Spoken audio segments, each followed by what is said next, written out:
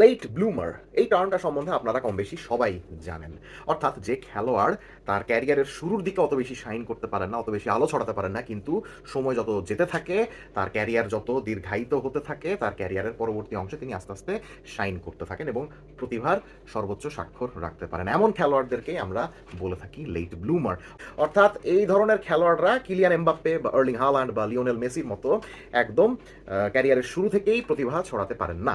তারা একটা নির্দিষ্ট সময় যাওয়ার পর থেকেই তাদের প্রতিভার স্বাক্ষর রাখা শুরু করেন। সো এরকম খেলোয়াড় কিন্তু অনেক রয়েছে। আমরা যদি চেলসির বিখ্যাত স্ট্রাইকার দিদিয়ের ড্রগবার কথা বলি, যিনি কিনা 23 বছরের আগে প্রফেশনাল কন্ট্রাক্টই পাননি, বা সেম কথা বলতে পারি জেমি ভার্ডির জন্য, যিনি কিনা লেস্টার সিটিতে শাইন করার আগে নিচু স্তরের লিগের অনেক নাম না জানা ক্লাবে কিন্তু খেলে গিয়েছেন। একই কথা বলা যায় ইটালির স্ট্রাইকার লুকা টনি বা জার্মানির স্ট্রাইকার মিরোস্লাভ ক্লসার ব্যাপারেও। আবার আর্জেন্টিনার বর্তমান গোলকিপার এমিলিয়ানো মার্টিনোজে কিন্তু অনেকটা এরকম। তো আজকে এই ভিডিওতে আমরা এমনই একজন লেট ব্লুমারের কথা বলবো, and that late bloomer is Marcos Senesi, যিনি কিনা আর্জেন্টিনা থেকে অপেক্ষাকৃত একটু বেশি বয়সেই ইউরোপে পাড়ি জমিয়েছিলেন এবং ইউরোপে এসেই সবার ফার্স্টে নাম লিখেছিলেন ডাচ লিগে কয়েক বছর কাটানোর পরে অপেক্ষাকৃত একটু বেশি বয়সেই ইংলিশ প্রিমিয়ার লিগে এসেছেন।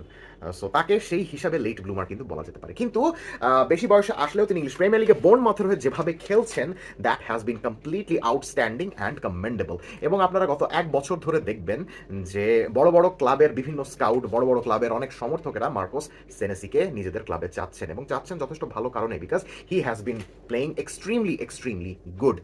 সো মার্কোস সেনেসিকে নিয়ে সবাই কেন এত বেশি মাতামাতি করছে, সেটার একটা খুবই বড় এক্সাম্পল আমরা দেখলাম এই সপ্তাহে, যখন বোর্নমাউথ লিভারপুলের এগেনস্টে খেলতে নেমেছিল। আপনারা সবাই জানেন যে নিজেদের মাঠে লিভারপুলকে 3-2 গোলে এই সপ্তাহে হারিয়েছে বোর্নমাউথ, এবং আমার মতে সেই ম্যাচে বোর্নমাউথের সবচেয়ে ভালো পারফর্মারের নাম এই মার্কোস সেনেসি। আপনারা সবাই জানেন এই সিজনে যারা লিভারপুলের খেলা নিয়মিত ফলো করছেন তারা জানেন যে লিভারপুলের অফ দ্য বল স্ট্রাকচার একেবারেই বাজে। তাদের পায়ে যখন বল থাকছে না তখন কিভাবে ডিফেন্ড করতে হবে, কোন কোন জোনগুলো কে কে সামলাবেন, এটা নিয়ে তারা এখনো অনেক বেশি কনফিউশনে রয়েছেন। তাই প্রতিপক্ষ চাইলেই তাদেরকে দ্রুত কাউন্টার অ্যাটাকে গোল করে দিয়ে আসতে পারছে, বা একটা সিনক্রোনাইজড অ্যাটাকের মাধ্যমে তাদেরকে কিন্তু ধরা খাওয়ায় দিয়ে আসতে পারতেছে। সো সেম কাজটাই কিন্তু বোর্নমাউথ করেছে। লিভারপুল এমনিতেও হাই লাইনে খেলে, সো হাই লাইনে খেললে পরে দেখা যায় যে প্রতিপক্ষের ডিপ ডিফেন্স থেকে যদি কেউ সেরকম প্রপারলি একটা ডিফেন্সেরা পাস দেয়, তাহলে কিন্তু লিভারপুলের ডিফেন্স ভেঙে যায়। এই জিনিসটাই কিন্তু আমরা এই সপ্তাহ দেখলাম লিভারপুল বোর্নমাউথ ম্যাচে, এবং এখানে বোর্নমাউথের ডিপ ডিফেন্স থেকে যে মানুষটা একের পর এক নিখুঁত পাস দিয়ে বোর্নমাউথের খেলা গড়ে দিচ্ছিলেন একদম পেছন থেকে, দ্যাট ওয়াজ মার্কোস সেনেসি। এবং গত এক বছর ধরে বিভিন্ন পারফরমেন্সের কারণে মার্কোস সেনেসিকে নিয়ে যে ডিসকাশন হচ্ছে, এটার পেছনে আরো একটা বড় কারণ হলো গিয়ে তার কারেন্ট কন্ট্রাক্ট সিচুয়েশন। আপনারা সবাই জানেন এখন ইনফ্লেশনের যুগ, সবগুলো খেলোয়াড়েরই কিন্তু দাম অনেক বেশি বেশি থাকে। সো এমন অবস্থায় কোনো মানসম্মত খেলোয়াড়ের যদি তার এক্সিস্টিং ক্লাবের সঙ্গে যদি চুক্তি শেষ হতে থাকে, এই অবস্থাতে ওই খেলোয়াড়টাকে অনেক অল্প দামের বিনিময় কিন্তু পাওয়া যায়। অ্যান্ড মার্কোস সেনেসির সঙ্গে বোর্নমাউথের চুক্তি এই সামনের জুলাইতেই কিন্তু শেষ হয়ে যাচ্ছে। সেনেসিকে কেউ যদি চায় তাহলে তারা এই জানুয়ারিতে খুবই স্বল্প মূল্যে কিনতে পারবে, বা জুলাই পর্যন্ত অপেক্ষা করলে সেনেসি যদি বোর্নমাউথের সাথে চুক্তি নবায়ন না করেন তাহলে তাকে ফ্রিতেও নিয়ে আসতে পারে। সো ইউরোপের অনেক বড় বড় ক্লাব কিন্তু সেনেসির পেছনে পেছনে ঘুরছে। আমরা বার্সেলোনার নাম শুনেছিলাম, আমরা টটেনহামের নাম শুনেছি, আমরা এখন ইউভেন্টাসের নাম শুনছি। এরকম অনেক বড় বড় ক্লাব কিন্তু সেনেসির ব্যাপারে আগ্রহ প্রকাশ করেছে, এবং তার ব্যাপারে আগ্রহ প্রকাশ করার সবচেয়ে বড় কারণ হলো গিয়ে তার বল প্লেইং ক্যাপাবিলিটি। তিনি সেন্ট্রাল ডিফেন্সে খেলেন লেফট সেন্টার ব্যাকের ভূমিকায়, বাঁ পায়ের ডিফেন্ডার। বর্তমান বিশ্বে বাঁ পায়ের সেন্টার ব্যাকদের দাম অনেক বেশি। সো সেনেসি বাঁ পায়ের সেন্টার ব্যাক এবং বল প্লেইং সেন্টার ব্যাক। তার বল প্লেইং ক্যাপাবিলিটি এতই ভালো, এবং পেছন থেকে যেভাবে নিখুঁতভাবে প্রোগ্রেসিভ পাস দিয়ে থাকেন এবং লং বল দিয়ে থাকেন, সেটা দেখলে আপনার মনে হতেই পারে যে probably this guy is a deep line playmaker. At least লিভারপুলের এগেন্স্টে ম্যাচে তো আমরা সেই জিনিসটাই দেখলাম যে তার নিখুঁত লং বলগুলোর জন্য কিন্তু লিভারপুল বারবার খেই হারিয়ে ফেলছিল। প্লাস আমরা এই সিজনে বোর্নমাউথের খেলা যদি ফলো করে থাকি তাহলে আমরা দেখবো যে তার ডিফেন্সিভ কন্ট্রিবিউশনে কিন্তু যথেষ্ট ভালো। তিনি রেগুলারলি ডিফেন্সিভ বিভিন্ন অ্যাকশনে নিজে যুক্ত হচ্ছেন, সেটা ট্যাকল হোক, ইন্টারসেপশন হোক, সেটা ব্লক করা হোক, বিভিন্ন ডিফেন্সিভ অ্যাকশনে তিনি যুক্ত হচ্ছেন এবং দলকে ডিফেন্সিভলি সাহায্য সহযোগিতা করে যাচ্ছেন। আর মজার ব্যাপার হলো গিয়ে এই ডিফেন্ডারটার এক্সেপশনাল বল প্লেইং ক্যাপাবিলিটির জন্যই কিন্তু বোর্নমাউথের কোচ আন্দোনি ইরাওলা একটু হাই লাইন মেনটেন করে খেলতে পারেন। মজার ব্যাপার হলো এই আন্দোনি ইরাওলার আন্ডারে কিন্তু বোর্নমাউথে গত কয়েক সিজনে খেলে গিয়েছিলেন ডিন হয়সেন, এলিয়া জাবার্নির মতো ডিফেন্ডাররা। সো এই ডিন হয়সেন বোর্নমাউথে এক সিজনে খেলে দুর্দান্ত এমনই খেলেছেন যে রিয়াল মাদ্রিদের মতো ক্লাবের নজরে পড়ে রিয়ালে চলে গিয়েছেন। কিন্তু মজার ব্যাপার হলো মার্কো সেনেসি যদি ইনজুরিতে না পড়তেন তাহলে কিন্তু হয়তো বা ডিন হয়সন রেগুলারলি বর্মাথনের সুযোগ পেতেনই না।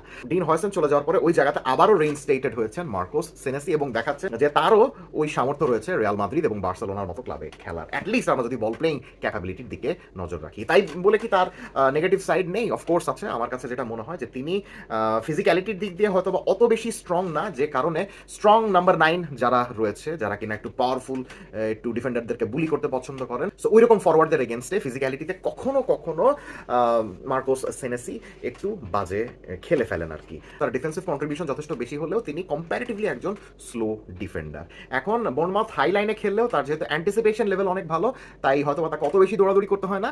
তবে তাকে যদি বলা হয় যে না, আপনি রিকভারি স্পিড ইউজ করে কোনো একটা স্পিডি উইঙ্গারকে ধরে ফেলেন, সো ওই সিচুয়েশনগুলোতে খুব সম্ভবত মার্কোস সেনেসি অত বেশি সাকসেসফুল হবেন না। So he is not that much of a speedy centre back, and তার ওই গ্রাউন্ড ডুয়েলিং এর ক্ষেত্রে সামান্য একটু সমস্যা আছে বলে আমার কাছে মনে হয়েছে, যে কারণে ইগোর থিয়াগো বা জ্যাঁ-ফিলিপ মাতেতার মতো শক্তিশালী ফরওয়ার্ডদের এগেন্স্টে তিনি কিন্তু একটু খেই হারিয়ে ফেলেছিলেন বলে আমার কাছে মনে হয়েছে। তবে একটা জিনিস সত্যি কথা, মার্কোস সেনেসি যদি বড় এবং শক্তিশালী কোনো একটা ক্লাবে যান তাহলে অফকোর্স তখন তাকে সেরকম পাওয়ারফুল প্রেসিং এর মুখোমুখি হতে হবে না। তখন তিনি পেছন থেকে বেশ ভালো জায়গা পাবেন, এবং পেছন থেকে যদি তিনি বেশ ভালো জায়গা পান তাহলে অফকোর্স তিনি তার বল প্লেইং ক্যাপাবিলিটিটা খুবই ভালো মতো ইউজ করতে পারবেন। এখন তিনি জুভেন্টাস বা অন্য যে কোনো ক্লাবেই যান না কেন, বল প্লেইং একজন ডিফেন্ডার থাকা যে কোনো স্কোয়াডেরই অন্যতম আশীর্বাদ। সো দেখা যাক মার্কো সেনেসি কোন ক্লাবে যান। কমেন্ট সেকশনে জানিয়ে দিবেন যে এই ডিফেন্ডারটা সম্বন্ধে কি ভাবছেন, এবং আপনি কি এই ডিফেন্ডারটিকে সামনের বিশ্বকাপে আর্জেন্টিনার হয়ে চান কিনা। বিকজ আর্জেন্টিনার হয়ে একজন বল প্লেইং সেন্টার ব্যাক স্কোয়াডে থাকা বিশ্বকাপের মতো বড় আসরে ইট ক্যান প্রুভ ইনভ্যালুয়েবল।